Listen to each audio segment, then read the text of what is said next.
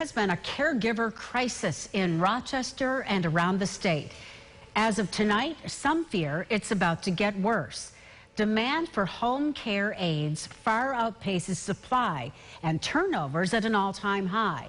Now the state has made huge cuts to a Medicaid program that allows people to choose their own at-home care.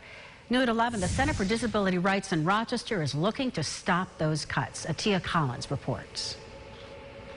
Tammy Papperman works with more than 1,000 people in the Consumer-Directed Personal Assistant Program. She says being able to choose your own at-home health care provider is a human right. But with state cuts, consumers won't have another option. So they'll be going from a situation where they're able to choose the people who are coming into their homes and providing care, or going into an institutional setting, which is setting us back decades. $75 million in funding has been cut from these Medicaid programs.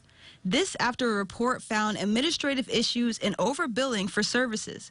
In a statement, the State Department of Health said more than 70,000 self-directing consumers who employ their own aide, including in some cases family members and friends, will continue to receive services as they do today without any reduction in care, with no change in cost, and the program will continue to be available as it is today to new consumers.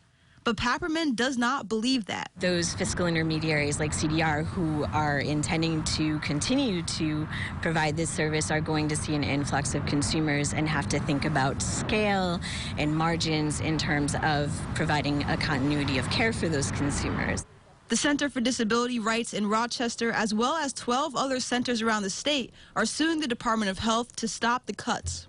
And our hope is that the cuts will not hold up, and that will be invited, as well as, of course, consumers who actually use the services will be invited into the process with the Department of Health to provide a realistic rate.